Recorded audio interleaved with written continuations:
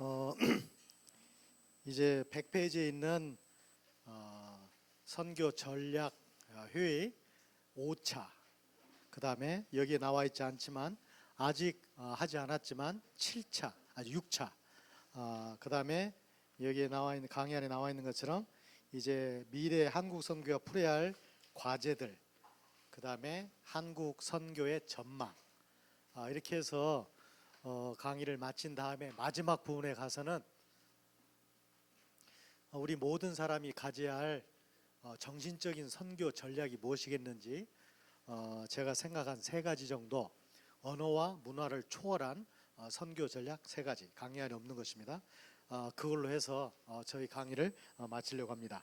먼저 이제 엔코이라고 불리는 선교 전략회의 5차 4년 전에 이루어졌었는데 그 문제를 한번 나눠보도록 하겠습니다. 물론 이 엔코이에는 선교사들이 주로 모이지만 목사님들도 또 일부 평신도 참석할 수가 있습니다. 혹시 이 부분에 관심이 있으신 분은 이번에 한 논문만, 선교사들이 논문만 한 50개 정도 분야별로 또 전체적으로 발표가 있게 될 것입니다. 자, 이제 5차 엔코이, 4년 전에 있었던 내용을 한번 생각해 보죠. 이제 어찌 보면 2010년까지 한국 선교는 압축 성장을 해왔다고 말할 수 있습니다. 그래서 서구로부터 노하우를 전부 다 전수를 받고 또 그것을 나름대로 적용해서 정말 하나님의 은혜지만 한국교회가 기독교 역사상 유례가 없는 빠른 속도로 엄청난 부흥과 엄청난 열매를 낸 것이 사실입니다. 그렇지만 다음 4가지 이유 때문에 이제는 한국 선교, 한국 신학, 한국 선교학에 대해서 관심을 가져야 되지 않겠나. 아까 말씀드린 것처럼 이것을 다른 사람들을 도와주기 위해서라도 이러한 이론화 작업이 필요하겠다. 그래서 4년 전에 모임이 열렸는데 적어도 4가지 이유 때문에 이 일을 해야 된다고 우리가 판단을 했습니다. 첫 번째로는 이제 서구 신학이 심각한 한계를 드러냈기 때문에 그렇습니다. 지금 신학계에서나 선교학계에서 이 서구 신학이 왜 이렇게 안 맞냐, 왜 이렇게 이상한 일이 생기냐, 이런 말들이 나오기 시작했습니다. 그동안 서구 신학 중심의 선교와 서구 신학 중심의 선교학을 주로 해왔던 사람들에게는 문제가 안 느껴졌죠. 그러나 이제 주 세력이 바뀌면서부터는 이런 심각한 문제들이 이제는 부각되기 시작했습니다. 두 번째 이유는 이 서구 신학이 주도권이 이미 서구에서 벗어났기 때문에 그래요. 쉽게 말하면 남의 이론을 갖다가 이쪽에서 쓰는데 이제 안 맞는 것이죠. 세 번째 이유는 또 기독교의 중심축이 서구에서 남반구로 이미 이동을 했기 때문에 그래요. 그 다음에 네 번째는 이제는 한국 사람들이 보기에도, 한국 선교지에 있는 사람이나 한국 선교를 하는 사람들이 보기에도 좀 뭔가 좀 이상하다는 것이에요. 그래서 한국 선교학, 한국 신학을 개발할 때가 되었다고 여러 사람들이 말하기 때문에 이제는 일을 해야 된다. 그래서 4년 전에 일을 했던 것이죠.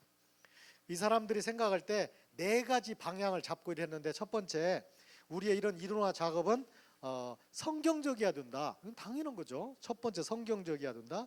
두 번째는 우리 자신을 성찰케 하는 것이어야 된다.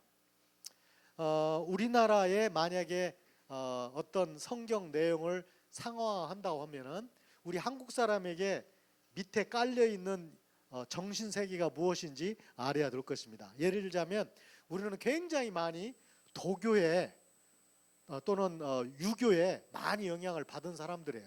그건 나쁘다 좋다를 말하는 게 아니라 우리의 정신 세계 속에는 그게 있는 것이죠. 예를 들자면 뭐 이런 것이 바로 유교의 영향이라고 할 수 있죠. 군자 사상이라든지 아니면 그 좀 물질의 세상에 대해서 초연한 지도자상. 스님 한 분이 무소유라는 책을 썼는데 그 책이 얼마나 많이 팔렸는지 절판에 절판을 거듭하고 그 당시 중고책 가격이 5배까지 올라갔어요. 예수 믿는 사람이든 안 믿는 사람이든 한국 사람들이 선호하는 지도자 상 중에 하나가 있는데 그건 뭐냐면 무소유예요. 돈을 초월하는 것이에요. 그런데 그런 무소유 사상이나 그런 청렴한 그런 삶이 사실은 성경적은 아닙니다. 성경도 무소유 내지는 물질을 넘어서라고 얘기해요. 그런데 성경이 말하는 건 뭐냐면 네가 갖고 있는 게 네 것이 아니고 청직이라는 사실을 인정하라라는 게 성경의 성경적 무소유, 성경적 청렴 결백인데 불교 스님 한 분이 그 책을 쓰면서 그렇게 살아버리니까 사람들이 다 그게 열광하는 것이죠.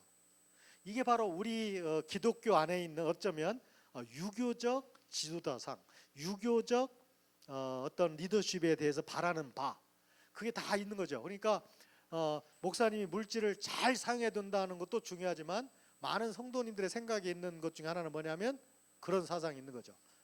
좀 청렴 결백을 뿐만 아니라 아예 하나도 없는 거.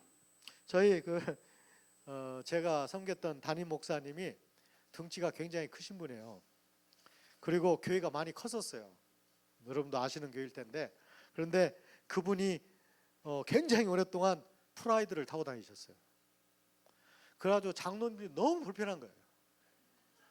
담임 목사가 굉장히 많은 교인이 모이는데 담임 목사는 덩치도 큰 분이 한 분 타면 옆자리 앉기 힘들어요. 그걸 타고 다니세요.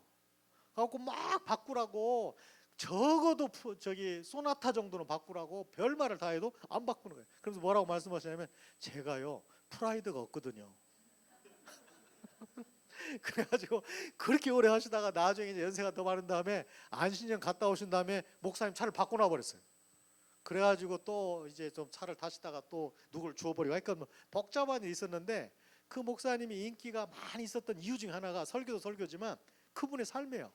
나름대로 그렇게 정말 물질을 어느 정도 초월한 것 같은 그런 삶을 사셨기 때문에 그래요. 그러나 사실 어떤 분이 좋은 차를 탄다고 해서 그 목사님이 영성이 문제가 있고 지도자 문제가 있냐? 꼭 그건 아니에요. 어떻게 보면 정말 여러 상황에 걸맞게 타는 것도 괜찮겠죠. 그러나 우리 마음 안에 있는 뭐가 있는 것이에요, 사실은. 그 다음에 또 하나, 여러분이 저도 그런 말 많이 들어요. 저희 어머니 아버님이 9남매를 하셨는데 지난주에 지금 5남매 남았습니다. 9남매 중에 다 죽고 5남매 남아가지고 이제 저희 어머니 아버지 용인 그 공원묘지에 가서 이제 기일을 맞춰서 우리가 기도를 하는데, 제가 막내예요, 9남매 중에. 근데 저만 목사예요. 그러다 보니까 그런 모임에 가면 평상시에는 동생이라고 인정도 않던 형들이, 또 누나들이 야 네가 기도해라. 왜 나만 기도하냐고, 장로도 없고 권사도 있고 기도하라고. 그러면 뭐라고 하냐면 야 그래도 목사님이 기도해야지.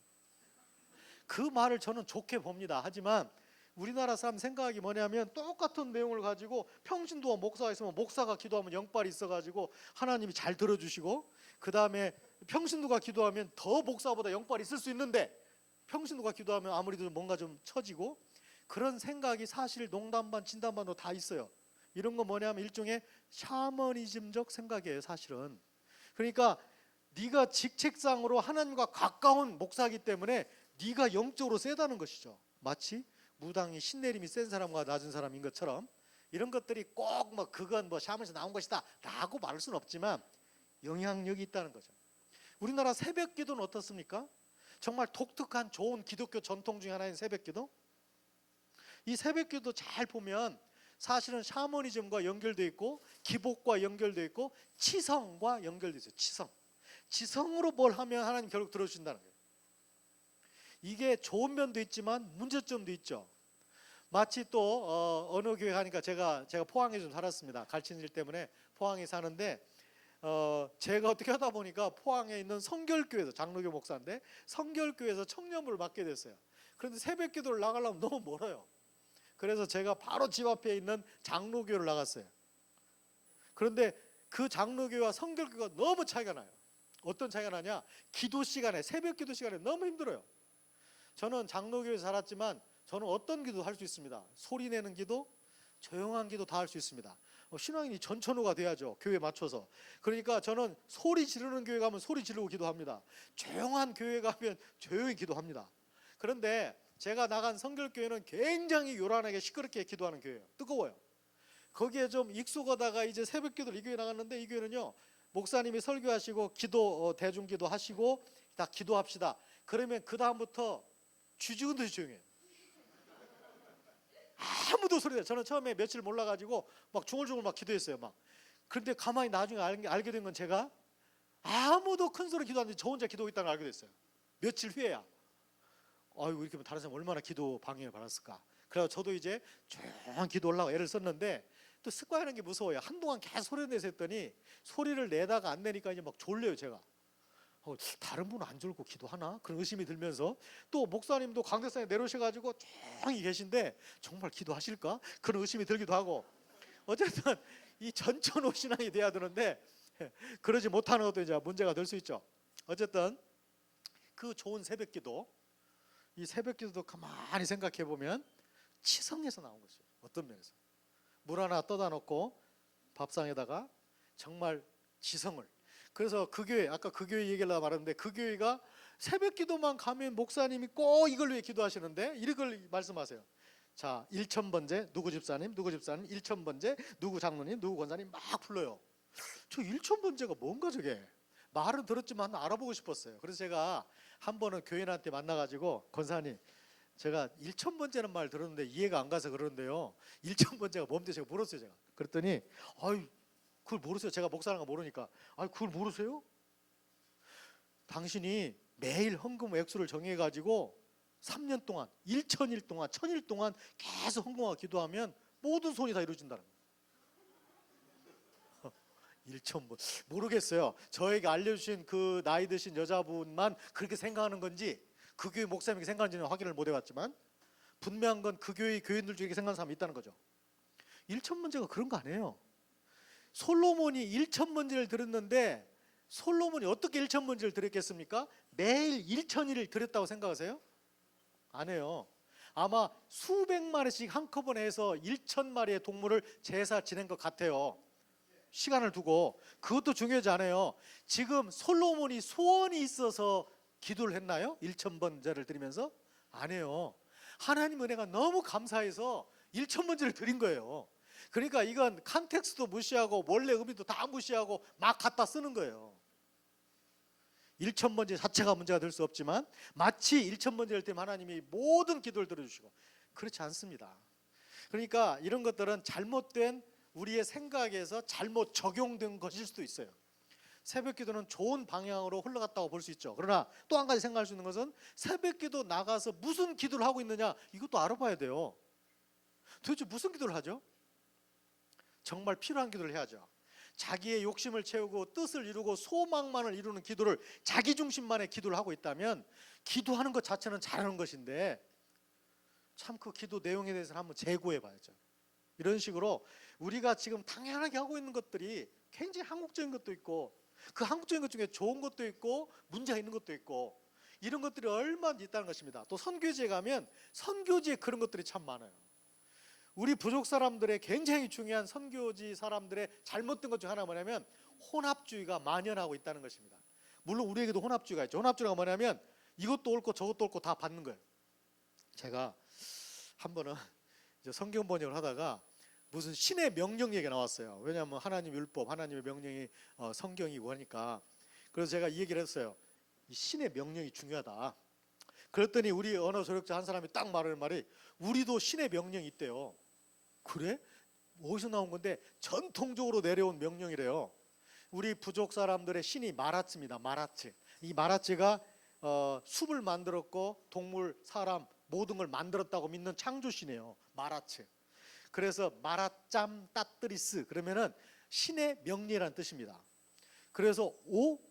한번 불러보라고. 그래서 제가 막 적었어요. 막 신의 명령을 돌아가면서 막 얘기해 주는데 한 50가지를 불러줘요. 이게 신의 명령. 살인하지 말라, 간음하지 말라, 도둑질하지 말라.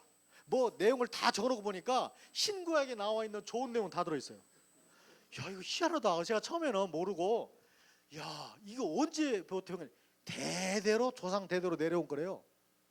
그러면 성경 내용과 너무도 유사한 내용이 조상 대대로 내렸다고 하니 저는 너무 기뻤어요. 아, 하나님이 준비하셨구나.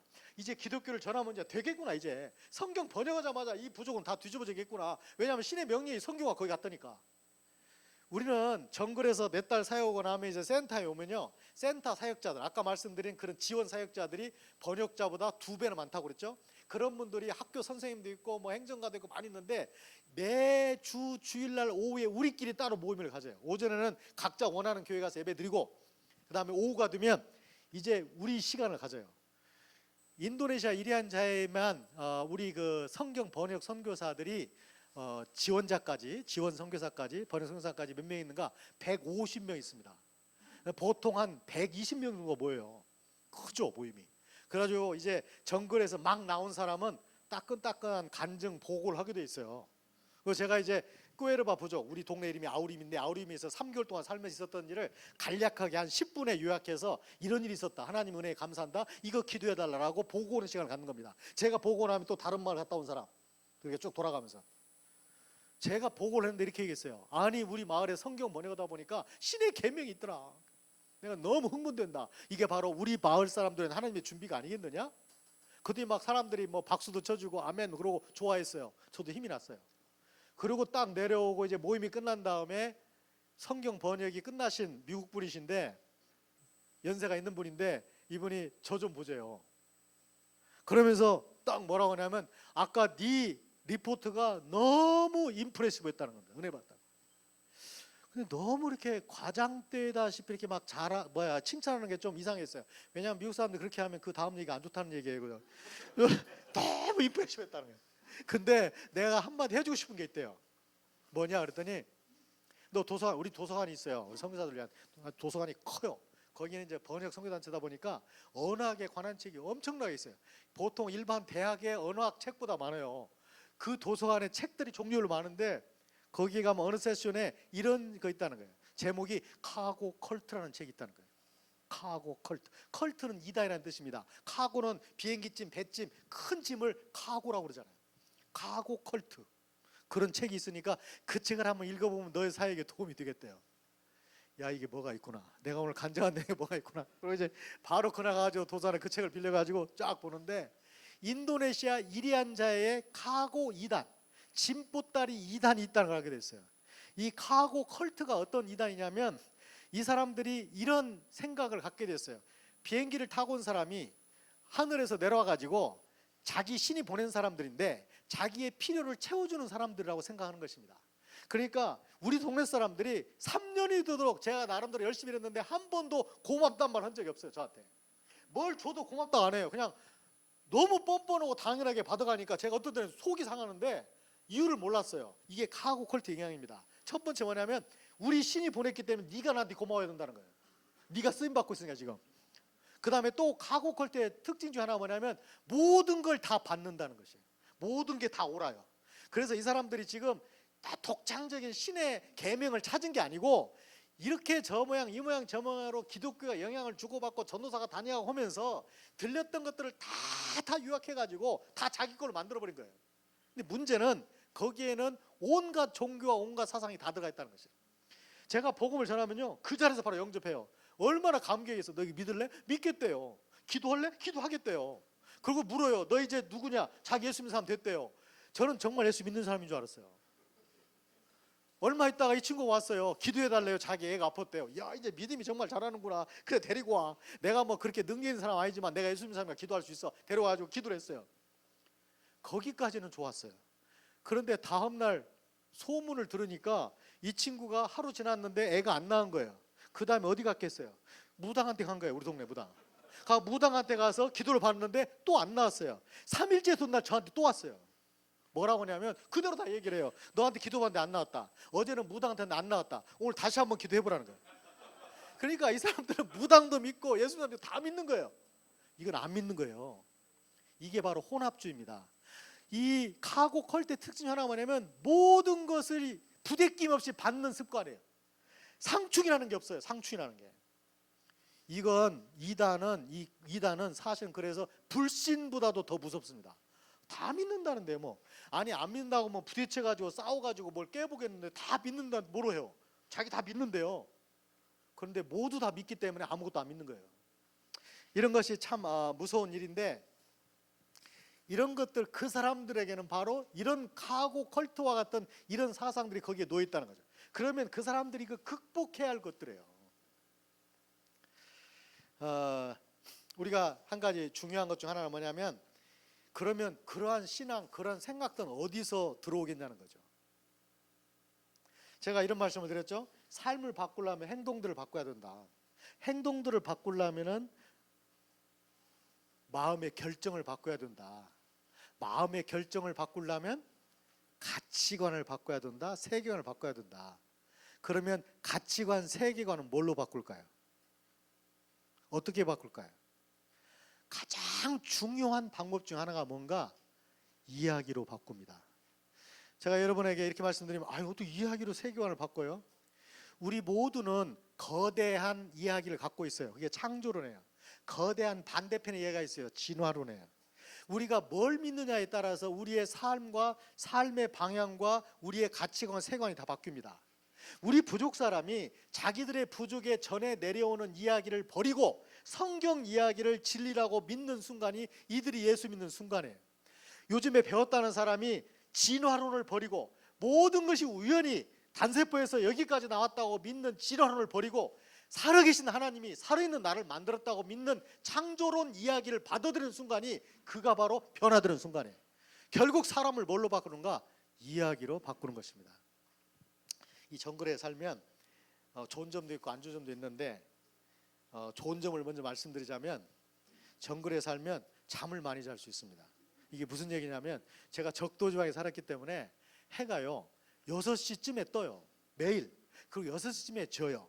1년 내내 똑같아요. 적도지방은. 그러니까 뭐 해가 짧고 길고가 없어요. 항상 밤은 12시간, 낮 12시간이에요. 그런데 들어가서 보니까 전기 없죠. 전화 없죠. 문화 혜택을 받을 수 있는 게 아무것도 없어요. 그래서 우리가 전기를 쓰긴 씁니다. 솔라 패널을 제가 작은 거 하나, 큰 거 2개, 3개를 샀어요. 그래서 태양 전지를 사가지고 이걸로 자동차 배터리를 충전해요. 자동차 배터리를 2개를 충전해가지고 이걸 가지고 3가지를 써야 돼요. 무전기 꼭 개방해놔야 돼요. 오전 7시 15분이 저희 지역 우리 단체의 무전 교신 시간이에요. 무전기를 개방해 놓지 않고 제가 무전기를 꺼놓고 있으면 꺼놓은 지 3일이 되면 자동으로 비행기가 와요. 사고라고 생각하고. 그리고 와봤더니 멀쩡히 살아있으면 조종사한테 되게 혼나고 모든 비용을 제가 다 내야 돼요. 그러니까 정신 바짝 차려야 돼요. 아무리 잠이 와도 피곤해도 7시 15분에는 무전기를 켜놓고 있어야 돼요. 그래서 반응을 보여야 돼요. 나 살아있다고. 그런데 그 무전기 쓰는 게 중요하죠. 두 번째는 컴퓨터를 써야죠. 컴퓨터 작업을 우리가 프로그램을 많이 씁니다. 성경 번역을 옛날보다 빨리 할 수 있는 이유는 뭐냐면 많은 좋은 프로그램을 쓰기 때문에 그래요. 물론 단점은 있죠. 옛날 분들은 제가 필리핀에서 번역한 미국 할머니를 만났는데 오래전에 그 할머니가 웃으면서 이렇게 얘기를 해요.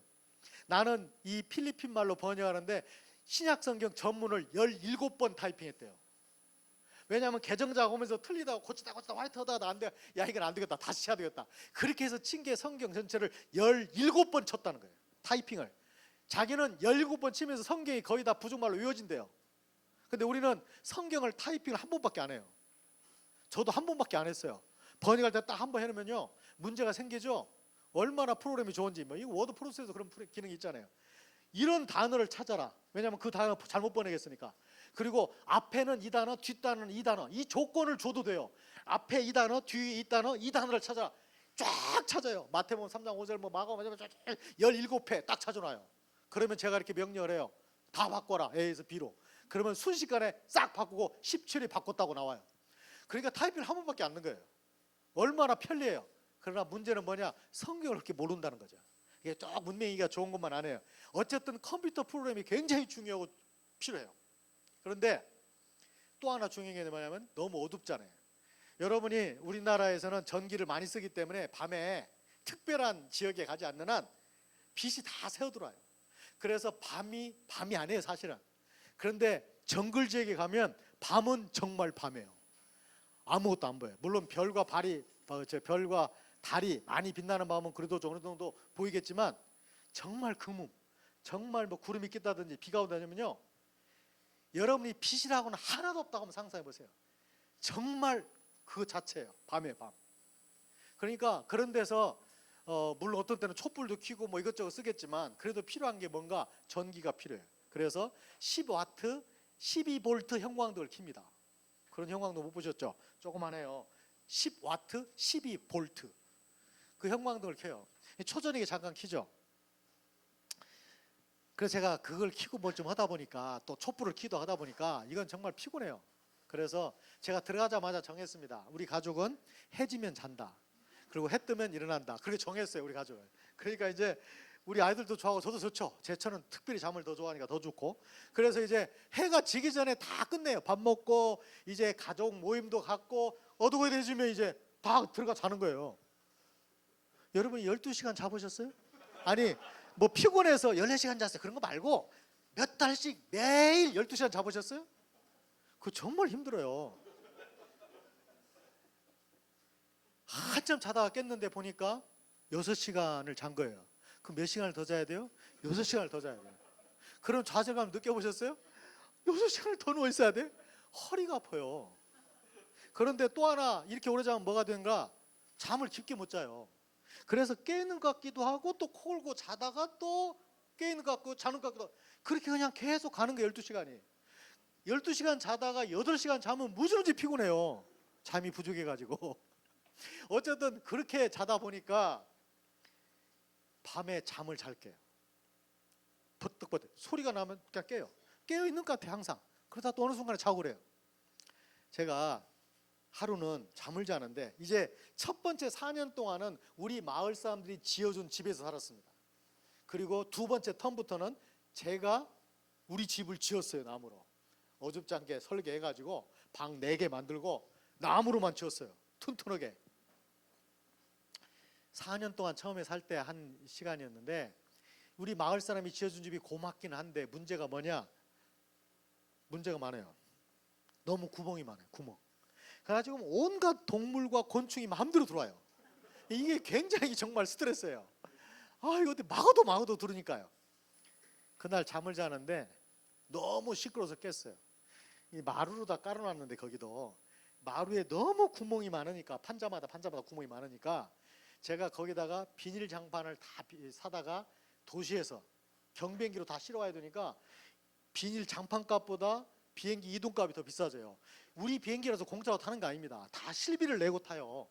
그래서 비행기값이 비싼 건데 어쨌든 그렇게 사다가 다 깔아놨는데 벌레가 덜 들어와요. 그런데 문제가 뭐냐? 이 쥐들이 돌아다니면 너무 시끄러워요. 그날 또 쥐 때문에 깬 겁니다. 그때 제가 배운 거 뭐냐면 이 쥐들은 혼자 안 다닌다는 걸 알았어요. 이 쥐들은 혼자 안 다니더라고요. 그 다음에 쥐들은 걸어 다닐지 몰라요. 이 정숙보행이라는 게 없어요. 쥐들은 다 뛰어다녀요. 여러분 한번 쥐를 보실 기회가 있으면 보실 거예요. 쥐들이 여러 마리가 뛰어다녀요. 그러니까 막 두두두두두두두두 너무 시끄러운 거예요. 모기장 옆으로 막 쥐들이 왔다 갔다 하는 무슨 경주를 하는지 뭘 내기를 하는지 너무 시끄러워서 깨서 제가 시간을 봤어요. 프레시 켜가지고 딱 보니까 1시예요. 지금 7시간 누워 있었어요. 앞으로 5시간 더 누워 있어야 돼요. 그런데 끔찍한데 아이고 못 자겠어요. 시끄러워서. 이 쥐들이 얼마나 재밌냐면 막 뛰어다니다가 후레쉬를 딱 비치면요 거기에 갑자기 쥐가 딱 굳어요. 몸이 가만히 쳐다봐요. 한참 동안. 그러다 불을 끄면 또 막 도망가요.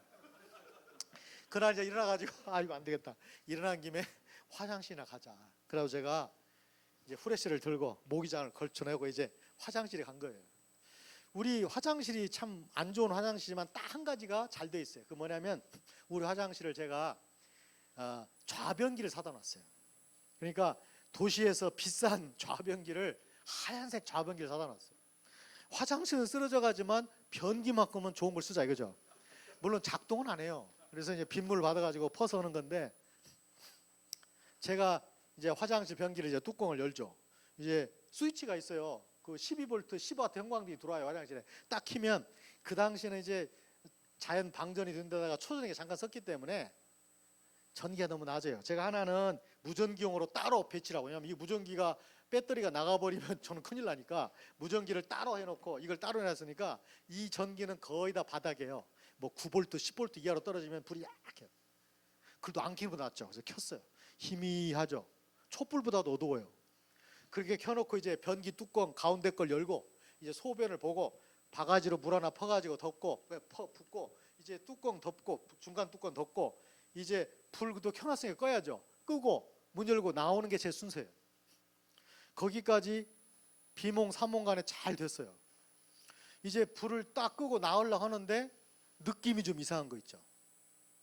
제가 변기 양쪽에다 대못을 박아놨습니다. 20cm 되는 시멘트 못을 박아놨어요. 왜 박아놨냐면 하나는 쓰는 화장지, 여기는 엑스트라 화장지. 이거 떨어지면 이거 쓰려고. 그런데 그때가 쓰는 게 떨어지고 엑스트라를 쓰고 있을 때예요. 그러니까 하얀 뭉치가 하나 보이죠. 그 다음에 이쪽은 비어 있어야 정상이에요. 그런데 스위치를 딱 내리려고 하는데 그쪽이 안 비어 있는 것 같아요. 그러면 안 되는데 이 생각이 들어가지고 후레쉬를 들고 있으니까 후레쉬를 딱 켜가지고 거기를 딱 비춰봤어요. 뱀 한 마리가 이 못에다 자기 몸을 딱 감고 기괴하게 감고 몸을 이만큼 들고 지도 힘드니까 건들건들 이러고 있어서 혀를 날르면 이러고 있는 거 이러고 제가 그 앞에서 소변을 본 거예요. 그러니까 딱 그 순간에 등골이 오싹해지면서 기분이 팍 상했어요. 제가 안신년 때 강원도에 갈 일이 있어가지고 지방도로 그 휴게소에 한번 들어간 적이 있는데 화장실이 깨끗이 잘 관리를 해놨어요. 그런데 변기가 4개 있는데 변기 앞마다 누가 이 주인 관리하는 사람이 재밌는 사람이에요. 코팅을 해가지고 똑같은 문구를 남자 변기에다 다 써놨어요. 뭐라 써놨냐면 저를 깨끗이 사용해 주세요. 그러면 오늘 제가 본 것을 평생 비밀로 해드릴게요. 제가 한참 웃으면서 소변을 본 적이 있는데 참 재밌는 아저씨다 그랬는데 제가 그 짝이 난 거예요. 이게 이 뱀 앞에서 일을 본 거 아니에요. 기분이 팍 상하죠. 걔를 꼭 죽여야 돼. 왜냐하면 걔가 길을 아는 거 아니에요. 우리 집 들어오는 길을. 그러니까 없애버려야죠. 바로 쏜살처럼 옆방에 갔어요. 옆방이 부엌이에요. 부엌에 가서 도시에서 사놓은 마 걸레 자루가 있어요. 걸레는 빼버리고 나무 빵 고드니까 이 나무를 들고 온 거예요. 제가 필리핀에서 아까 말씀드린 정글련 받을 때 필리핀 교관 아저씨가 뱀을 잡는 법을 설명해 주셨는데 뱀이 몸을 들고 있을 때는 접근하지 말고 워낙 빠르니까 좀 거리를 두고 막대기나 뱀을 치라는 겁니다. 그러면서 뭐라 했냐면 뱀이 상체를 들고 있을 때가 가장 취하거든요. 뱀은 몸을 들 수 있는 게 아니래요 원래. 그런데 뱀이 몸을 든다는 건 위협을 하기 위해서 지금 최선을 다하고 사력을 다하는 거래요. 그런 뱀은 살짝만 쳐버려요. 팍 주저앉는다는 거예요. 그 생각이 탁 버뜩 나는 거예요. 너 이제 한번 죽어봐라. 제가 나무를 딱 조준해가지고 머리를 조준했어요. 그 머리를 턱 쳤어요. 세게 치지도 않았어요. 정확히 맞추려다 보니까 톡 쳤는데 정말 거짓말처럼 뱀이 주르르 쏟아져 버린 거예요. 그 큰 뱀이 가지고 막 난리가 났어요. 제가 이 막대를 가지고 머리를 딱 눌렀어요. 머리를 점점 세게 눌렀어요. 그리고 막 돌리기 시작했어요. 막 돌렸어요. 한참 돌리고 딱 보니까 머리가 없어졌어요. 그죠? 이제 뱀을 딱 잡으니까 얘가 쫙 감아요. 머리도 없는 게. 이걸 들고 바깥에 나간 거예요. 그때가 1시쯤이에요. 야, 이거 뱀 이거 어떻게 처리하더라. 그래가지고 지금 집에 나오면서 이렇게 막 고민하고 있는데 그때 제가 시골에서 살아면서 우리 할머니가 이 얘기를 많이 해주시고 잘해주셨는데 우리 할머니가 해준 이야기 중에 뱀 얘기가 여러 번 있었어요.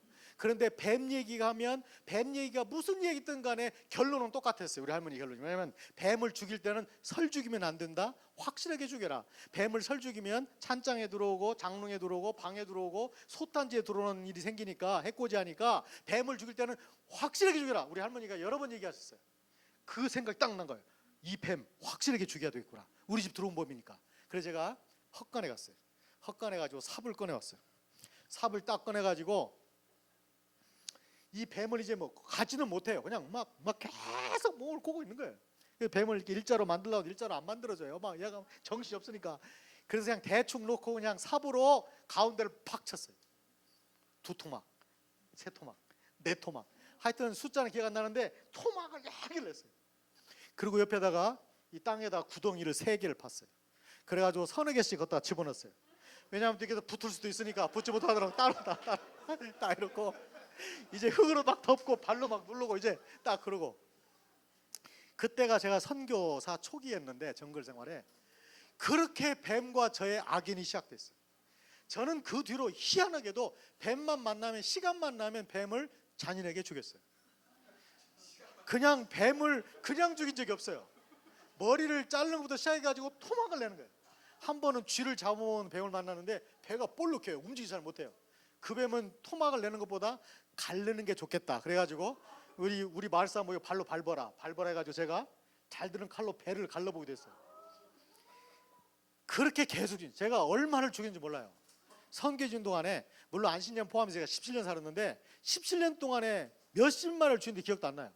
왜냐하면 정글 지역에 뱀 천국이에요. 뭐 가다 보면 걸리는 게 뱀이에요. 별 종류 뱀이 다 있어요. 제가 뱀을 안 좋아해요. 우리 동네 사람은 구워 먹어요. 어쨌든 그래가지고 한 번은 길을 가다가, 우리 동네에서 길을 가다가 뱀을 만나면, 제가 이제 우리 동네 사람들은 마쉐테라고 하지. 정글도 있죠. 폭이 넓고 긴 칼, 이걸 다 옆구리 다 차고 다녀요. 이제 칼 하나 달라고 그래가지고 뱀을 딱 만나면 그 자리에서 머리를 딱 쳐요. 머리를 잘라버려요. 그러고 난 다음에 토막을 내요. 그 다음에 이제 아는 사람 보고 뭐 삽이나 뭐 나무 갖다 이거 묻으라고 그래요. 그날 또 제가 그렇게 했어요. 토막을 막 내고 있는데, 이 토막을 내는 게 이렇게 별로 이렇게 유쾌한 일은 안 해요. 막 피가 튀고, 그 다음에 피가 막 양쪽에서 막 흐르고, 애들은 다 움직여. 모든 다 덩어리가 다 움직이니까, 고기 덩어리가. 사실 유쾌한 일은 아닌데 그 일을 하고 있는 거예요, 제가. 그런데 우리 어느 졸업자 아세르가 저를 가만히 지켜보더니 저한테 이렇게 말하는 거예요. 당신 왜 그러냐요, 저보고. 그래서 왜? 당신 지금까지 지켜봤는데 왜 당신은 뱀만 보면 꼭 그렇게 막 토막을 내냐요. 그래서 제가 이렇게 얘기했어요. 너 뱀을 확실히 죽이려고 그러지. 그랬더니 우리 아세르가 하는 얘기가, 뱀은 머리만 잘라도 확실히 죽는데 당신은 머리만 자르는 경우를 못 봤대요. 왜 그렇게 당신 토막을 내냐요. 제가 질문에 대답은 했지만 가만히 생각해보니까 제가 좀 이상한 것 같아요. 내가 좀 치료를 받아야 되는 거 아닌가? 그래가지고 제가 집에 방에 와가지고, 야, 나는 왜 그럴까? 나는 왜 뱀만 만나면 토막을 낼까 하면 가만히 저를 한번 덧해봤어요. 그랬더니 저에게는 두 가지 얘기가 있는 겁니다. 하나는 창조 타락 얘기예요. 뱀 자체가 저의 원수는 아니지만 영적으로 뱀의 후손, 여자의 후손, 뱀은 저의 원수예요. 그래서 제가 뱀을 좋게 볼 수가 없어요. 아무리 이쁜 색을 가졌어도 징그럽고 잘못된 것이에요. 또 하나 우리 할머니 얘기예요. 뱀을 죽이려면 확실히 죽이라. 그러니까 결국 저희 행동을 만들어낸 그 따지고 보면 이 두 가지 이야기가 저의 그 행동을 만들어내는 것입니다. 우리가 이건 참이다, 이건 진리다, 이건 어떤 경우에도 맞다라고 판단하는 그 이야기가 우리의 세계관, 가치관을 자기도 모르게 형성하는 것이에요. 어떤 경우에는 여러 번의 이야기, 여러 번의 가치관 정립을 통해서 가치관이 만들어지기도 하지만, 어떤 경우는 한 이야기가 그 사람을 만들게 돼요. 어떤 꼬마아이가 유치원에 갔어요. 근데 이 아이가 몇 살이냐면 5살이에요. 그 아이에게는 3살 된 남자 동생이 있어요. 남자 형제간에. 그런데 엄마가 정말 힘들어했기 때문에, 왜냐하면 이놈들은 만나기만 하면 싸워요. 놀는 때보다 싸우는 게 더 많아. 또 하나는 음식을 똑같이 나눠줘도 혼자 다 먹겠다고 싸워요. 장난감을 똑같이 사줘도 하나가 다 갖겠다고 싸워요. 그러니까 엄마가 정말 힘들죠. 그런데 어린이집을 갔다 온 5살 먹은 애가, 형이 갑자기 달라진 것이에요. 얘가 오자마자 자기 동생을 부르더니 동생에게 먹을 것 나눠주고 자기가 좋아하는 장난감도 나눠주고 너무 사이좋게 지내는 거 보고 엄마가 충격을 받았어요. 저럴 애가 아닌데 왜 저럴까? 그래서 아이를 불러다가, 야, 너 왜 그러니? 왜요? 너 왜 이렇게 동생이 잘해주니? 말을 안 해. 그래서 엄마가 얘기해요. 이거 좋은 일이야. 너 칭찬해 주려고 그래. 나는 네가 궁금해. 왜 이렇게 동생을 잘해주게 됐는지. 나는 너무 좋아. 네가 잘한다고 생각해. 그렇게 말하면서 왜 그러는지 한번 얘기 좀 해줘, 엄마한테. 그러니까 얘가 얘기를 하는 거예요. 엄마, 오늘 어린이집 선생님이 이런 얘기를 해주셨어요. 무슨 얘기인데, 깊은 우물에 2마리의 개구리가 살았대요. 그런데 비도 안 오고 우물물은 조금 있어 말라가는데 2마리의 개구리는 항상 서로를 싫어했대요. 왜냐하면 저놈만 없으면 이 물이 다 내 거고 이 우물이 다 내 건데 저놈 때문에 나눠 싸는 너무 힘들다는 거예요. 서로 그렇게 죽었으면 그랬다는 거예요. 그런데 어느 날 정말 그 둘 중에 개구리 하나가 병에 들었대요. 그래서 죽었대요. 이 죽고 썩고 하니까 이 썩은 물이 이 물을 못 쓰게 만들어 가지고 살아있는 개구리도 죽었대요. 자기는 그 얘기를 들었대요. 그래서 우리 집에는 2마리의 개구리가 살고 있어요. 하나는 동생, 하나는 저예요. 제가 없으면 저는 먹을 것도 많이 먹고 장난감도 되고 좋을 거라 생각했어요. 그런데 오늘 선생님 얘기를 듣고 보니까 제가 죽으면 나도 죽어요. 그래서 나는 동생한테 잘해주기로 했어요. 선생님이 그날 적용도 하지 않고 교훈도 주지 않았어요. 그냥 2마리의 개구리를 얘기해 준 거예요. 이게 바로 이 얘기예요. 이 얘기. 왜 성경에서 이야기를 75%나 성경이 이야기로 되어 있는가? 이야기를 듣다 보면 그 이야기 속에 빨려 들어가게 되어 있어요. 여러분이 설교를 논리적으로 하거나 조직적으로 설교를 들으면 대부분의 사람들은 설교를 평가합니다. 그게 좋은 평이든 나쁜 평이든, 맞아, 목사님 얘기 맞아, 성경 그렇게 해석해야 맞을 것 같아, 나도 그런 생각 해봤어. 그게 다 평가예요. 그런데 이야기로 하면 어떻게 되는가? 성도들은 설교를 평가하지 못합니다. 어떻게 하는가? 둘 중 하나예요. 귀를 막고 듣지 않든지, 아예 자버리든지, 아니면 이야기 속으로 들어가든지. 여러분 이야기를 들으시면 이야기 속으로 들어가요. 이걸 이탈리아의 파르마 대학의 연구팀이 명명한 바로 미러 뉴런이라는 것입니다. 미러 뉴런, 거울 뉴런. 이 사람들이 연구를 했어요. 이 원숭이의 뇌를 절개해 놓고 원숭이의 신체 어느 부위가 움직일 때마다 대뇌 피질의 어느 부분이 자극을 받는지를 연구했어요. 그러다가 오전 연구를 끝내고 오후 연구 시작하기 전에 점심을 먹고 왔어요. 연구원들이. 그 중에 한 명이 아이스크림을 사들고 왔어요. 아직 시간이 안 돼서 창가에 기대가지고 아이스크림을 먹는 거예요. 그런데 다른 연구원이 놀라운 사실을 발견했어요. 원숭이가 아이스크림 먹는 연구원을 바라보고 있는데 놀라운 것은 이 원숭이는 하나도 움직이지 않고 있는데 저 아이스크림을 먹고 있는 연구원이 움직이는 대로 대뇌 피질의 그 부분이 자극을 받는 거예요. 손을 팔을 굽히면 굽히는 부분이 얘가 자극을 받고, 입으로 가면 입술이 자극을 받고, 위로 들어가면 위가 자극을 받고, 이게 그대로 보이는 거예요. 이 연구원이 그걸 발견하고 다른 연구원한테 얘기했어요. 우리 이걸 연구해 보자고. 그래서 사람들이 명명한 게 뭐냐면 미러 뉴런이라는 겁니다. 동물이나 사람들은 어떤 게 있냐면 보는 것만으로도 똑같이 체험을 하는 것이에요. 그래서 야구장에 가서 홈런 친 사람 따로 있는데 관중들이 이렇게 좋아하는 것이에요. 여러분이 드라마를 보면서 우는 거 말도 안 되지 않습니까? 뭐 그 나오는 배우들이 여러분 친척이에요? 아니면 그거 사실 아니에요. 대부분이 허구예요. 그런데 왜 사람들 그걸 보면서 막 같이 울까요? 우리 다섯 식구가 모이면 다섯 식구가 전부 다 울기 때문에 굉장히 심각한데 막 펑펑 울어요. 우리 큰딸 같은 경우는 초상 난 것처럼 울어요. 왜 울까요? 이게 가상 체험입니다. 하나님이 인간을 만드실 때 우리는 다른 사람의 이야기를 들음으로 우리는 똑같은 느낌을 갖도록 만드셨어요. 그래서 이야기 속에 들어가면 가상 체험을 하게 되는 것입니다. 그래서 드라마를 보면서 우는 게 가능한 것이에요. 드라마를 보면서 행복을 느낄 수 가능한 것이에요. 왜냐하면 미러 뉴런 때문에 하나님이 그렇게 만드신 거죠. 그래서 성경의 수많은 이야기는 뭐냐면 이야기를 지식으로 받지 말고 너도 이야기 속에 들어가라는 거죠. 다윗이 범죄했을 때 얼마나 하나님이 싫어하시는 걸 너도 느껴보라는 거예요. 다윗이 범죄하고 얼마나 아파했는지 너도 느껴보라는 것이에요. 가상 체험을 하고 너는 그렇게 하지 말라는 것이에요. 이게 바로 논리로 우리에게 말씀하는 게 아닙니다. 정말 성경이 논리로 다가올 거라면 창세기서부터 가장 중요한 구원 원리를 설명해야 되지 않겠습니까? 성경은 창조 이야기로 시작해요. 구원의 원리는 저 뒤에 가서 다 예수님이 십자가 돌아가시고 부활하신다 다음에서 집대성이 되는 것이고, 사실은 이야기에서 이야기로 이어져가고 있어요. 왜냐하면 우리는 이야기를 들으면서 그 이야기에 가상 체험을 하고 우리가 서로 느낀 다음에 마음이 변화가 와야 그 행동을 옮기기 때문에 그래요. 여러분이 논리를 가지고 남을 설득시키는 게 굉장히 힘듭니다. 아까 그 5살 먹은 어린아이에게 동생한테 잘해줘 얘야, 네가 얼마나 중요한 줄 아니? 동생이 서로 중요해, 서로 한 집에 사는 거야, 이렇게 아무리 설명해도 소용없었어요 사실은. 그런데 이야기 한 편 해주니까 지가 딱 알아서 적용을 해요.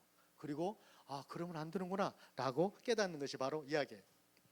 결국 사실은 우리가 뭘 한다는 것은 올바른 이야기를 갖는다는 것이 얼마나 중요한가를 우리가 알 수 있는 것이죠.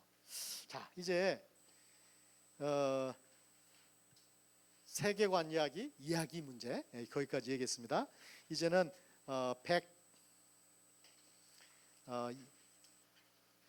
101페이지 다시 오겠습니다.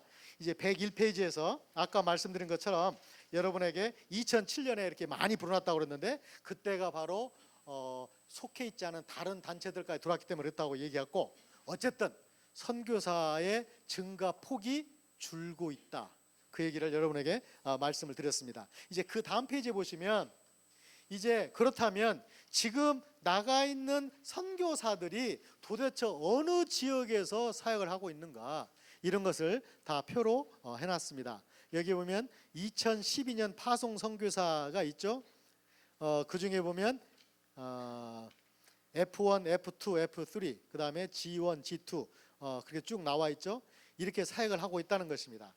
그런데 사실 이 숫자마저도 사실은 허와 실이 있어요. 왜냐하면 F1 지역에서 일한다고 그래서, 또는 F3 지역에서 일한다고 그래서 이 사람들이 다 아까 말씀드린 그런 미전도 종족 아니면 전방 개척이 필요한 그런 종족이라는 것이 아닐 수 있어요. 참 안타깝게도 제가 사역한 인도네시아도 가보면 안타까움이 있죠. 여러 가지 상황이 그렇기 때문에 그렇지만 지금 인도네시아에 있는 한국 선교사가 300가정이 넘었습니다. 그러니까 우리가 사람 수를 셀 때는 부부를 함께 세니까 물론 싱글이도 섞여 있지만 일단 한 600명이 넘는다 그렇게 볼 수 있죠. 그러면 600명이 어디에 살겠는가? 아까 인도네시아가 동서가 5,200km고 섬이 사람이 사는 섬만 3,000개, 그 다음에 언어 숫자만 742개. 그러면 여기에 있는 약 600여 명의 한국 선교사들이 어디에서 사역하고 있을까? 여러분이 짐작하시다시피 그 선교사들의 80%가 자카르타에 있습니다. 우리는 함부로 어떻게 그렇게 대도시의 수도에만 모여 있습니까? 라고 비난해서는 안 되는 것도 있습니다. 오죽했으면 거기 살겠어요. 그러나 또 한 가지 생각해 봐야 돼요. 그래도 우리가 좀 생각을 해봐야 되죠. 지금도 인도네시아는 미전도 종족이 수두룩합니다. 그런데 왜 자카르타만 살아야 되냐? 이유가 있어요. 자카르타가 어떤 경우에 사실 한국 선교사들의 상당히 많은 수가 신학교에서 비자 스폰서가 된 사람들입니다. 왜냐하면 선교사 비자 없어요. 목사 비자 없어요. 그러다 보니까 어떻게 해야 돼요? 그 나라에도 기독교인이 많습니다. 인구가 2억 5,200만이나 되다 보니까 예수 믿는 사람이 굉장히 많습니다. 예수 믿는 사람 중에 바딱이라는 족속이 있는데 인도네시아의 수마트라에 바딱족이 세계에서 가장 큰 단일 교단을 갖고 있는 장로교단이에요. 엄청나게 예수 믿는 사람 많아요. 암본이라는 섬에는요 예수 믿는 사람과 무슬림이 5대5예요. 5대5. 그래서 지금 싸움이 되는 것이에요. 다른 지역은 기독교와 무슬림 싸움이 안 돼요. 워낙 무슬림이 강하기 때문에. 지금 이 사람들이 주장하는 무슬림 숫자가 자기들 말로 90%, 제가 볼 때 80%는 돼요. 80% 하더라도 2억 명이 넘어요. 그러면 어느 중동에 있는 나라가 2억 명 되는 무슬림 국가가 어디 있어요? 한 나라가. 인도네시아 한 나라가 세계에서 가장 큰 무슬림 국가입니다. 그런데 이 무슬림 국가, 이 사람들, 그 사람들이 종족이 다양해요. 언어로만 742개라니까요. 근데 이 사람들이 다 자카르타에 있는 여러 가지 이유 중 하나가 신학교에서 비자 스폰서를 받으면 그 자카르타를 떠나면 안 돼요. 그 신학교가 있는 도시를 떠나면 안 돼요. 그건 다 불법이에요. 그러니까 도시 중심으로 살 수밖에 없어요. 다른 도시에 가면 아이들의 교육이 복잡해져요. 삶의 환경, 삶의 질이 너무 많이 떨어져요. 여러 가지 이유 때문에 자카르타에 집중할 수밖에 없어요. 다른 나라도 형편은 비슷해요. 왜 수도에 집중하는가? 여러 가지 이유 때문에. 물론 수도에는 인종 현상이 많기 때문에 각 종족들이 다 들어와 있는 것도 사실입니다. 그럼에도 불구하고 어떤 부족, 어떤 사람들은 수도 없는 선교사가 그 나라에 있지만 그 부족을 접촉하는 사람은 한 명도 없는 경우가 많단 말이죠. 저 같은 경우는 성경 번역 성가이기 때문에 선택의 여지가 없이 성경 번역을 자카르타에서 하겠어요? 누구를 위해서? 인도네시아 성경이 이미 나와 있는데. 그러니까 저 같은 경우는 비자도 정부 초청 비자였고, 그러니까 신학교 비자가 아니기 때문에 저는 정글에 살아야 되는 사람이에요. 제가 오히려 정글에 안 살고 자카르타에 와 있으면 불법이에요. 그러니까 저는 그렇게 살 수밖에 없었어요. 여러 가지 상황이. 그래서 저는 미전도 종족, 성경 없는 종족을 상대로 사역할 수밖에 없었지만 상당히 많은 대부분의 한국 사람들은 그런 상황이 아니란 말이죠. 어디에도 살 수 있어요. 그리고 어떤 때는 지역이 제한되어 있어요. 중국에도 소수 부족이 엄청나게 많습니다. 우리가 갖고 있는 통계에 하면 중국의 언어가 300개가 넘습니다. 중국 정부가 발표한 언어는 55개지만 우리가 갖고 있는 통계는 300개가 넘어요. 그런데 번역 선교사가 중국에 가 있지만 그 사람들이 소수 부족에 접근을 못합니다. 그 부족에 가는 것 자체가 위반이에요. 도시에 살 수밖에 없어요. 그래서 도시에 나온 사람 만나고 비밀리에 살짝 가서 만나고 오고 살짝 동네 들어가고 그렇게밖에 안 돼요. 그러니까 그 마을에 살면서 번역이 힘들죠. 대도시 살면서 번역해야 될 수밖에 없어요. 이런 상황도 있음에도 불구하고 지금 여러분이 잘 보시면 2012년 통계입니다. 뭐 이런 비율로 늘어날 거니까 2013년도 4,424명 F1, 5,833명 F2, 그 다음에 F3가 4,737, 3,354, G2가 7,316명. 사실 여러 가지를 생각하게 만드는 통계라고 말할 수 있습니다. 그리고 또한 여기에는 나와 있지 않지만 그렇다면 한국 선교사들이 선교지에 가서 주로 하는 사역은 어떤 사역인가? 이 사역에 대해서 굉장히 많은 한국 사람들이 잘하고 많이 하고 있는 사역이 교육 개척과 제자 양육, 그 다음에 학원 사역입니다. 그것이 틀렸다 나쁘다를 말하는 게 아니라 그렇게 해서 우리가 접촉할 수 있는 사람이 있고 그런 방법을 써서 접촉이 안 되는 사람이 또 있죠. 그래서 다양한 종류의 전문 사역을 하지 않으면 다양한 민족과 사람들을 만날 수 없는 것도 분명하죠. 어쨌든 이런 통계들이 바로 그런 걸 보여주고, 이제 10대 파송 국가를 여기 써놨습니다. 그러니까 한국 사람이 가장 많이 가 있는 나라가 어디냐는 거죠. 나라. 그래서 1위가 AX9. 어느 나라 같아요? 중국이에요. 중국에 현재 우리가 갖고 있는 통계에 의하면 약 4,200명의 선교사가 있습니다. 한국 선교사가. 그런데 제가 작년 1월에 제가 중국을 자주 다니는데 중국 공안 높은 사람을 만나게 됐어요. 그 사람도 제가 목사인 줄 알아요. 얘기하다가 재밌는 얘기를 했어요. 참 한국 사람들 대단하다 그러면서 한국에 이렇게 선교사가 많다는 거예요. 그러면서 저한테 딱 질문 이거였어요. 당신도 선생입니까? 저한테 이렇게 물었어요. 당신도 선생이냐는 거예요. 그 사람들이 한국 사람이 선교사를 선생이라고 부르는 것도 알아요. 그러니까 당신도 선생입니까? 나도 선생이다 그랬어요. 그런데 이 사람이 왜 얘기가 하는 말이 뭐냐면, 참 한국 선교사들 정말 많대요. 그러면서 저보고 말해요. 당신은, 저한테 그 공안이, 당신은 한국 사람 선교사가 중국에 몇 명 있을 거라고 생각해? 그래서 제가 많다 그랬어요. 그때 아니면 숫자를 한번 얘기해보래요. 그래서 4,000명 이상은 될 거다 그랬어요. 그랬더니 이 공안이 막 웃어하는 얘기가, 우리가 파악하고 있는 숫자는 5,000명이 넘습니다. 저는 그 사람 통계가 맞다고 생각해요. 왜냐하면 단체도 소속이 안 되고 교회 파송도 아닌데 명퇴, 은퇴 여러 가지 이유로 들어가가지고 선교사를 하는 분들이 생각보다 많습니다. 제가 생각할 때는 800명 이상이 될 것 같아요. 그래서 5,000명 이상이란 말이 맞아요. 그 사람 말이 맞아요. 이 사람은 특별한 직업도 없이 하는 일도 없이 와가지고 빈둥빈둥 놀고 자꾸 예수 믿는 사람 만나고 다니는 사람 다 선교사할 거 아니에요. 그러니까 이 사람들은 그 통계를 나름대로 갖고 있는 것이에요. 지금 작년에 300명 이상이 추방당했습니다. 그리고 얼마 전에 북경에서 한 선교사가 공항에서 추방됐는데 그 선교사가 충격적인 얘기를 했어요. 그 사람이 뭐라고 말했냐면, 이런 화일을 손에 들고 있더래요. 공항에서. 그래가지고 딱 찾더니 이름을 쭉 찾더래요. 그러면서 당신은 여기 명단에 있기 때문에 24시간을 나가라는 거예요.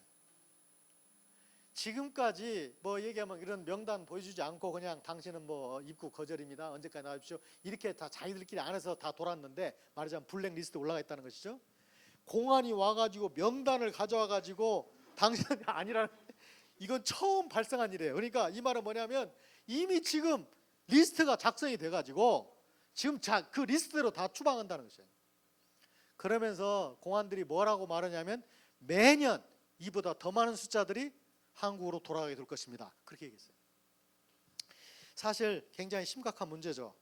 그러나 한 가지 고무적인 것은, 어쩌면 하나님께서는 중국 선교에 대해서 이제는 하나님의 계획을 실행할 때가 온 것은 아닌가, 그런 생각이 들게 되죠. 이제 거기서 추방된 사람, 우리가 추방하니까 기분 나쁘잖아요. 든 사람도, 많은 사람도 불편하고. 그래서 우리가 용어를 요즘에 바꿨습니다. 비자발적 귀국자.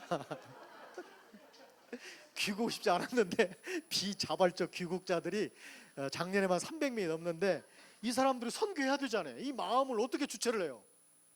그래서 이 사람들이 막 지금 선교지를 막 찾고 있는데, 지금 가장 많이 떠오르고 있는 방법 중 하나가 뭐냐면 동남아시아 인도차이나로 가는 거예요. 거기에 중국 사람들이 되게 많아요. 그리고 이제 중국 선교사를 지금 중국 사람들이 파송하고 있어요. 근데 이 사람들 훈련도 안 돼 있고 틀도 안 돼 있고 아무것도 안 돼 있어요. 그래서 이 사람들로 하여금 뭘 하게 해주냐면 그 지역에서 선교를 잘할 수 있도록 도와줄 만한 중국말을 잘하는 사람이 필요해요. 선교 경험 있는 사람. 그 사람이 누가 되어야 되는가? 쫓겨난 한국 선교사들 하면 되는 거예요. 그 사람들은 중국도 잘 알아요. 중국말도 잘 알아요. 이 사람들이 와가지고 이제 그 일을 하는 것입니다. 물론 그 일이 쉬운 일만은 안 해요. 그리고 중국말도 잘해야 도와주죠. 그리고 경험을 제대로 했어야 도와주죠. 그런 여러 가지 문제가 있음에도 불구하고 상당히 많은 사람이, 그래서 일부는 대만, 일부는 지금 말레이시아, 그 다음에 태국, 그 다음에 베트남, 캄보디아, 지금 막 이런 나라로 지금 선교사들이 흩어져 가고 있습니다. 또 한 번에 하나님께서 동남아시아와 인도차이나 반도를 한국 선교사로 하여금 뭔가 일으키시려는 하나님의 계획 속에 있는 건 아닌가. 그렇게 해서 비자발적으로 출국된 사람들은 마음이 아프고 재산상의 손해가 오고 상처도 있겠지만 힘들겠지만, 하나님께서는 자발적으로 아무도 다른 나라에 안 나가니까, 중국에 5천 명이나 가 있으면 너 딴 나라 가라고 안 나가니까 혹시 하나님은 이 방법을 쓰는 건 아닌가, 그런 생각을 해보게 됩니다. 여러분이 사도행전을 보시자면 너희들은 예루살렘에 머물라 했잖아요. 성령 임할 때까지. 이 말을 뒤집으면 뭐예요? 성령 임하시면 권능을 받고 이제 나가라는 거 아니에요. 근데 이 사람이 안 나가요.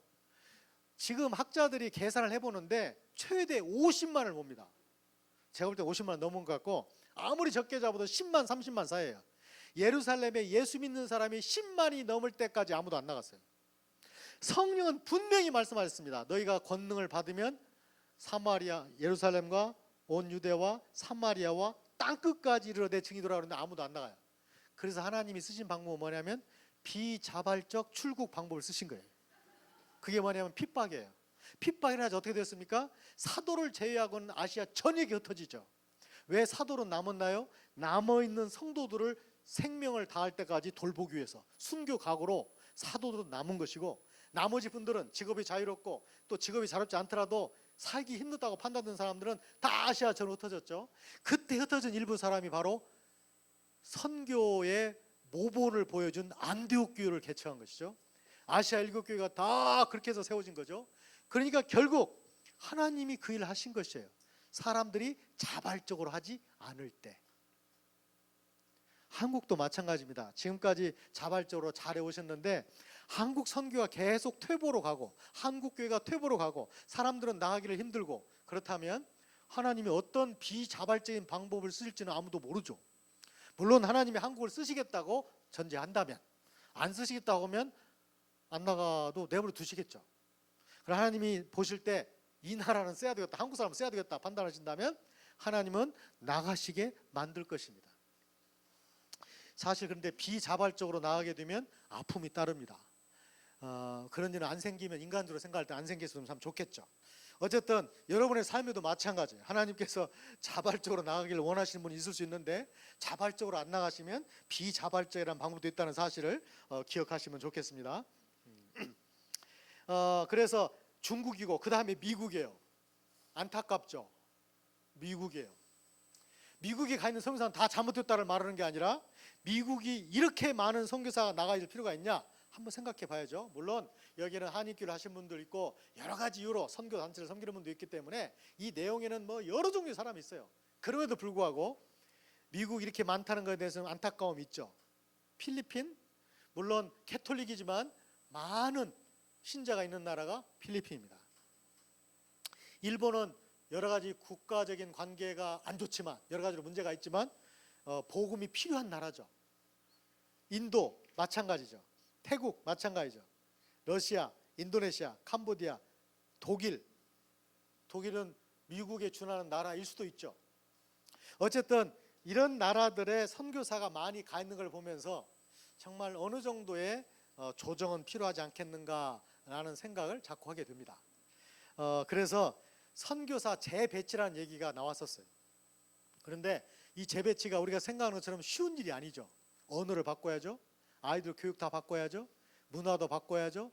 이게 그냥 이제 3년 여기서 했으니까 10년 했으니까 이제는 딴 나라로 가세요. 이게 그렇게 쉬운 일이 아닙니다. 여러 가지 이유 때문에. 그래서 힘듦에도 불구하고 선교사 재배치는 자발적으로 어느 정도 이루어져야 된다. 예를 들어서 아이들이 좀 컸고 이제 교육 문제가 심각하지 않은 사람은 좀 더 깊은 데로 좀 들어가도록 하고, 또 언어 배우는 것에 대해서 여러 가지로 조건이 맞춘 사람은 좀 어려운 언어도 가고, 그 다음에 도시 말고 농촌에서 살 수 있다고 여러 가지로 조건이 맞은 사람은 전적으로 가야 되는데 사실 그게 잘 안 되고 있어요. 그래서 이 선교사의 편중 문제는 계속해서 나오고 있는 문제지만 안타깝게도 아직까지 해결의 실마리를 보지 못하고 있는 상황이 있습니다. 얼마 전까지만 해도 이제 중국 선교하다가 자기들 사이에서, 중국 선교사들 사이에서 선교 중국이라는 단어를 쓰기 시작했어요. 그러니까 선교 한국이라는 말 쓰죠. 이 말은 뭐냐면 어떻게 한국이 다른 나라에 선교할까를 고민하는 것을 선교 한국이라고 그래요. 중국 선교하면 우리가 중국에 어떻게 선교할 것을 고민하는 것이죠. 그래서 중국 선교가 아니라 이제 선교 중국이 나오는데, 그 선교 중국은 뭐냐면 중국 사람들로 하여금 선교하게 우리가 돕자는 것입니다. 그런데 여러 가지 이유 때문에 그게 잘 안 돼 왔었어요. 그런데 지금 이번에 비자발적 귀국자들이 많아지면서 지금 이 일이 막 일어나고 있어요. 이제 선교 중국을 돕는 선교사들이 본의 아니게 막 생겨나기 시작한 것이에요. 그래서 외국으로 불러내가지고 훈련시켜서 다시 보내고, 다시 보낸 사람을 또 다시 또 다른 나라로 보내고, 이런 일들이 지금 생겨나고 있다. 이건 참 감사한 일이다. 자, 그렇다면 이제 미래 한국 선교가 풀어야 할 숙제들을 한번 살펴보겠습니다. 선교의 이제 미래에 대해서 한번 생각해 보겠는데, 여기에 나와 있는 내용을 먼저 생각해 보기 전에 제가 생각한 내용을 한번 생각해 보면, 첫 번째 우리가 생각할 건 뭐냐면 선교하는 나라들의 자세가 변해야 된다는 것입니다. 이 말은 뭐냐면 지금 우리가 갖고 있는 것은 굉장히 제국주의적 선교 신학을 가지고 있어요. 예를 들자면 이런 거죠. 너희들은 무조건 배우라는 거, 우리한테. 몇 년 전인데요, 우리나라 공영방송에서 아프리카에 가 계시는 50대 한국 선교사님들을 방영한 적이 있어요. 그 선교 내용을. 근데 이번에 선교 내용 중 하나가 뭐냐면, 그 더운 나라에, 적도에 있는 더운 나라 사람들에게 한복을 보급했어요. 한복. 근데 어떻게 한복을 이렇게 많이 어떻게 보급했는지 이해가 안 가는데, 그 더운 나라에 한복이 아무리 좋다고 치더라도 정말 안 맞는 옷이죠. 우리 부족 사람들이 옷을 안 입고 사는데요, 첫 번째 옷을 안 입는 이유가, 첫 번째 옷이 없어서 안 입어요. 두 번째는 뭐냐면 정말 더워서 옷 입는 게 힘들어요. 그래서 저도 선교제 가면 정말 짧은 반바지에다가 러닝사스 입고 돌아다녔어요. 물론 그 사람들은 러닝사스와 겉옷을 구분하지 못하기 때문에 다 옷 입고 생각하죠. 옷 입었다고 생각하죠. 저도 그렇게 뭐 생각하고, 그래서 러닝사스를 반바지에다 집어넣으면 안사스가 되고, 바깥으로 빼면 바깥사스가 되는 거죠. 정말 옷을 안 입는 이유가 더워서 안 입어요. 너무 더워요, 사실. 또 한 가지는, 세 번째로 뭐냐면 옷을 주면 안 되겠다는 생각을 했어요. 제가 한동안 막 옷을 너무 많이 입어요. 왜냐하면 저도 복이 민망하고, 사람은 옷을 입어야 된다는 저의 선입관이 있어가지고 막 옷을 줬는데, 한 1년쯤 헌 옷을 한국에서 미국에서 자카르타 한인들한테 보급에다 주다 보니까 심각한 문제가 생겼어요. 그건 뭐냐, 어린 아이들의 피부병이 3배 이상 증가합니다. 왜냐하면 이 아이들이 옷 한 벌 두 벌인데 빨아 입을 줄 몰라요. 빨아 입으려면 하이타이나 퐁퐁이나 뭐 비누를 또 공급해야 돼요. 그러니까 이 사람들은 안 빨아 입어요. 그냥 계속 입어요. 막 가죽천 들 때까지 입어요. 그러니까 이 아이들 같은 경우에는 피부병이 더 생기는 거예요. 피부 옷감이 닿는 데마다 생겨요. 제가 1년 뒤에는 어른들은 반바지를 보급하고, 남녀 공동으로, 그 다음에 어린아이들은 옷을 안 주기로 했어요.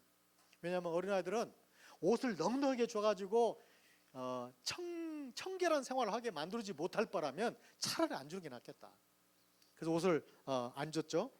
어쨌든 그 사람들의 입장에서 생각을 해야 되는데, 이제 그러지 못하는 게 상당히 많이 있어요. 어쨌든 이 한국 사람도 제국주의적 선교를 많이 배웠어요.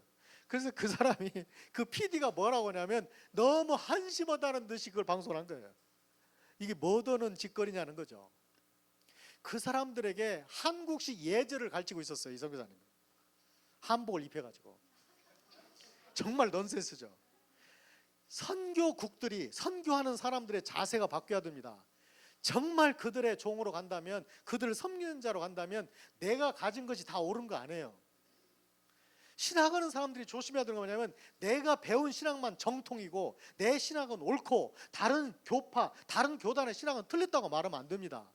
어차피 모든 사람은 자신학화를 하는 것이에요. 상황화 신학을 하는 것이에요. 자기가 이해하고 자기가 깨닫고 자기가 좋아하는 대로 하는 것이에요. 물론 테두리가 있어가지고 그걸 벗어나면 잘못됐다, 잘했다, 그 기준은 있을 수 있지만, 이 사람의 신학은 다 옳고 이 사람의 신학은 격이 떨어지고, 그렇게 말하면 안 되는 것처럼 그 사람들의 문화도 마찬가지입니다. 우리가 문화를 배우는 중요한 이유 중 하나는 뭐냐면, 자문화 중심주의에서 벗어나기 위해서 문화를 배우는 것입니다. 왜냐하면 우리 문화만 옳은 게 아니에요. 모든 문화는 비교할 수 있어요. 우열을 가리기 위한 게 아니라 다르다는 것을 보여주기 위해서. 우열을 가리서는 안 됩니다. 백인 문화가 따로 있고 흑인 문화가 있고, 흑인 문화는 3등 문화고 백인 문화는 1등 문화고, 그 중간에 황인종의 문화가 있는 것처럼 생각하지 말란 말입니다. 사실 모든 문화는 존엄하고 모든 문화는 존귀하게 다루어야 되는 것입니다. 그렇다면 선교국의 자세가 변해야 된다. 그 다음에 나중에 이때 선교 원리에서 한번 나올 겁니다. 두 번째, 선교 단체의 패러다임이 변화해야 된다. 선교하는 나라 사람들의 자세도 바뀌어야 되지만 선교 단체들의 패러다임도 바뀌어야 돼요. 옛날 선교 방식이 맞는 게 있는가 하면 맞지 않는 방법도 이제는 많아요. 선교지가 급속하게 변하기 때문에. 그 다음에 세 번째로는 단기 선교에 대해서 이제 창조적으로 사용하는 방향으로 가야 된다. 사실 요즘 선교의 특징 중에 하나가 여러분도 가시겠지만 단기 선교입니다. 이 단기 선교를 미국에서 낸 통계를 가지고 보니까 이 단기 선교가 쓰는 비행기 값만 어떤 통계를 근거로 냈는지는 모르겠는데, 제가 본 책에 1년에 전 세계적으로 기독교 단기 선교 팀이 쓰는 돈이 3조 원으로 집계가 나왔습니다. 3조. 3억이 아니고요, 3조. 그 3조 원이 물론 단기 선교를 안 하면 장기 선교사에게 갈 돈인가? 그렇지는 않아요. 그리고 단기 선교를 안 하면 여전히 그 돈이 남을 돈인가? 그렇지 않아요. 단기 선교를 위해서 헌신하고 헌금된 돈이기 때문에 어쩌면 단기 선교기 때문에 나온 돈일 수 있어요. 그럼에도 불구하고 전체적으로 볼 때는 그 돈이 선교의 가능성 있는 재원인 건 사실이에요. 그런 점에서 이 단기 선교로 엄청난 돈을 쓰는 것에 대해서 한 번쯤은 생각해 봐야 된다는 것이죠. 이게 바로 단기 선교의 단점 중에 하나예요. 그러면 장점은 없는가? 장점도 많죠.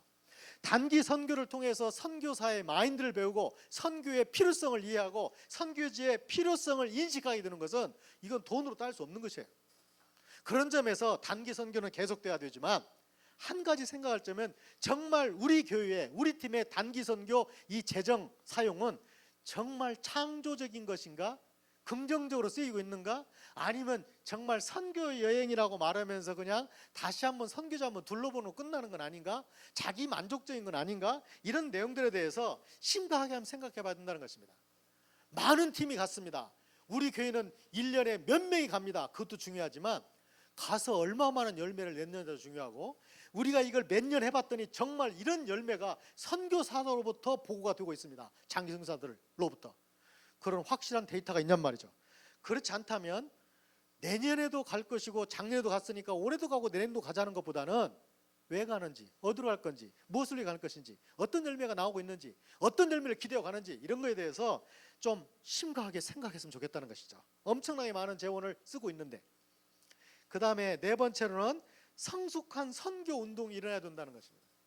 우리가 그동안 못했던 게 그것이죠. 과연 기독교가 그 사회에 들어가가지고 영향력이 있냐는 것이에요. 여러분 혹시 호텔 르완다라는 영화를 보셨는지 모르겠습니다. 제가 호텔 르완다라는 영화를 보고 나서 정말 밥맛이 그냥 사라져버린 영화였어요. 이 호텔 르완다는 아프리카에 있는 르완다라는 나라에서 일어났던 내전을 다룬 영화인데, 그 내전을 다룬 영화에서 이 두 후투족과 후치족, 이 두 종족이 싸우죠. 싸워가지고 짧은 기간 동안에 100만 명이 죽습니다. 이 두 부족 간에 막 죽이고 100만 명이 죽어요. 여러분이 캄보디아의 킬링필드를 기억하시죠? 뭐 킬링필드도 엄청나게 죽었는데 여기도 엄청나게 죽었어요. 내전으로. 저는 사실 100만 명이 죽었다, 그것 때문에만 밥맛이 없는 게 아니고 그 나라를 조금 알게 되니까 정말 이해가 안 갔어요. 르완다라는 나라, 아프리카의 여러 나라가 그렇지만 모든 나라는 아니지만 르완다라는 나라의 특징이 뭐냐? 이 나라의 80%가 개신교입니다. 그러니까 주일날 아침에 나와가지고 5명을 만났어요. 당신 어디 가요? 저 개신교회 갑니다. 그게 말하는 사람이 4사람이에요. 골짜기마다 신학교가 있고 골짜기마다 교회가 있어요. 그게 바로 르완다라는 나라입니다. 예수 믿는 사람이 80%. 어쨌든 그 사람이 정말 믿는지 안 믿는지 잘 모르겠지만 나는 예수 믿어요 라고 말하는 사람이 80%. 100만 명이 죽었다면 죽은 사람의 80%가 신자일 것입니다. 그리고 죽인 사람의 80%가 신자일 것입니다. 도대체 예수를 어떻게 믿길래 자기 동족이 아니라고, 민족이 다르다고 한 나라에서 어떻게 다른 족속을 이렇게 처참하게 죽이냐는 말이죠. 얼마나 잔인하게 많이 죽였냐면 그들의 이 비사를 보면요, 이 비극적인 역사를 보면 사람으로서는 그렇게 않을 것 같은데 그런 일을 해요. 제가 캄보디아를 가서 킬링필드 장소 중에 하나를 봤는데 거기에 나무 이름이 킬링필드라고 써놨어요. 그리고 설명을 쭉 사진을 붙여놨는데 뭐라고 했냐면 아이들을 죽이는데 무기를 쓰거나 총알을 쓰는 게 아깝다는 거죠. 그래서 어떻게 주냐면 아이를 다리를 잡아요. 그리고 머리를 이 나무에다가 치는 거예요. 머리 두상을 깨트려 가지고 옆에 있는 우물에 던지는 것이에요.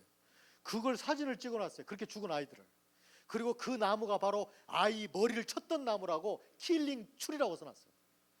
사람으로서 정말 저럴 수 있을까? 아무리 잔인해도. 근데 그런 일이 나요. 사람이 그렇게 악해요. 물론 뒤에는 또 사탄이 있는 거겠지만 사람이 그렇게 악해요. 저는 그게 참 이해가 안 간다는 것이죠. 5명 중에 4명이 개신교라는데 어떻게 이런 일이 생겨요? 멀리 갈 거 없어요. 우리나라는 어떤가요? 저와 여러분은 어떤가요? 이번 세월은 어떤가요? 왜 이런 일이 생길까요? 우리나라에 한때 대통령, 대법원장, 국회의장이 신자인 수 있습니다. 신자인 적이 있습니다.